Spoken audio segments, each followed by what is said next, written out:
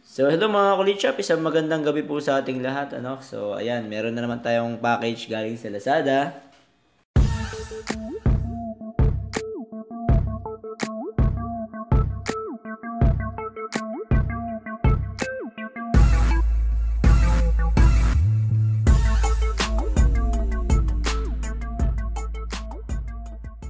Mayroon naman po tayo nabiling package galing sa Lazada, worth 204 pesos. Sold by UC Tech. So, ito po ay na-order natin sa kadahilanan po na yung wifi po natin is hindi umaabot dun sa aming kwarto.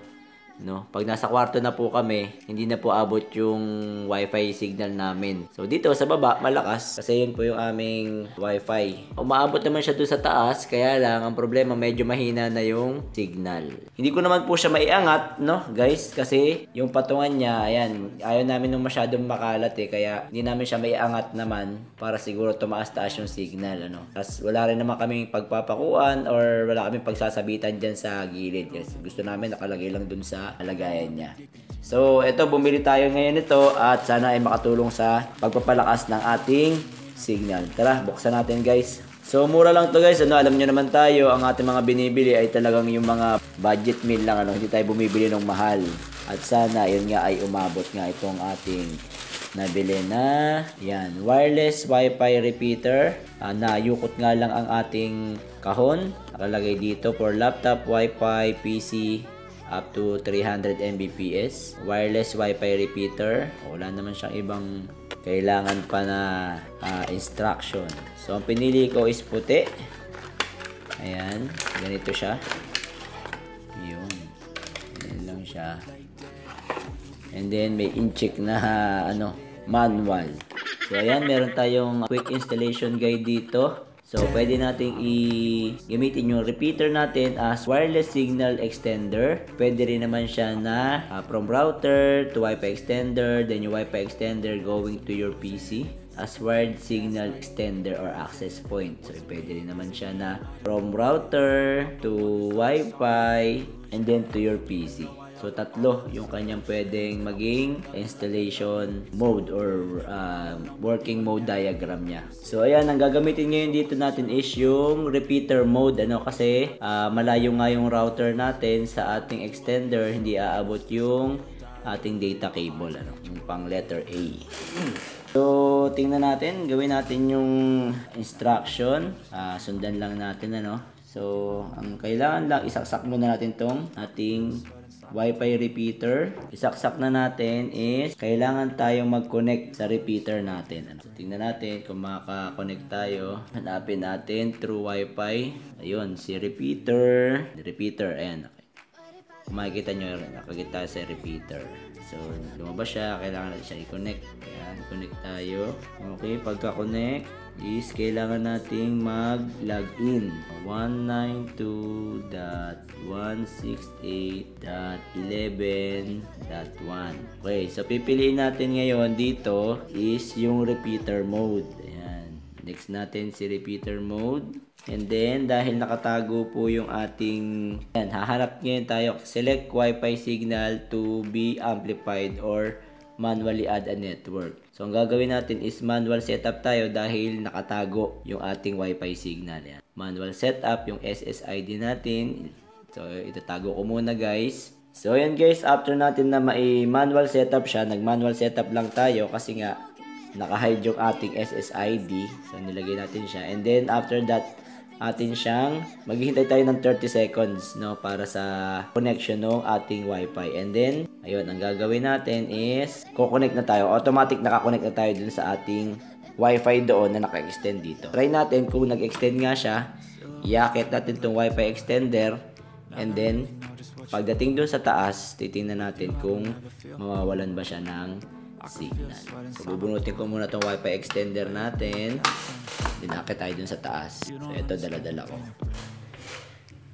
Kaya tayo dito.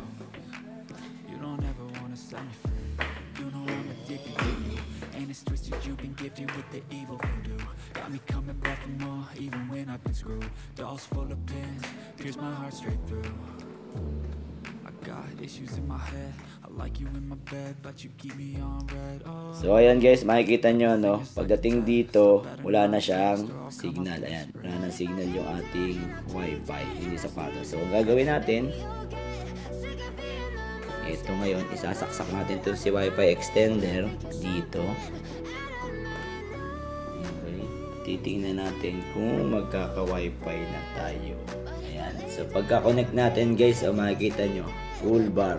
Tingnan natin dito sa loob. Dapat dito sa loob ay malakas pa rin siya. Yun. Diba? Malakas pa rin siya. Full bar pa rin. Kanina wala na tayo signal. Noong wala pang full pa rin, diba? Kanina wala na tayong signal, diba? So, tingnan ko. Bunutin ulit natin to.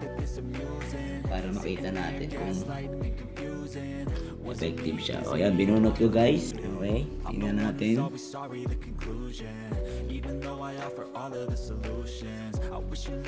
O yun, o. Diba?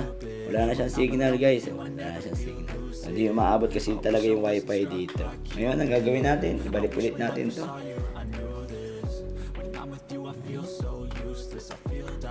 Saksak ulit natin.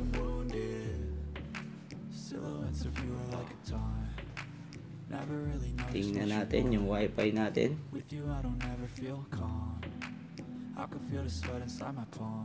Yan, medyo mahina pa.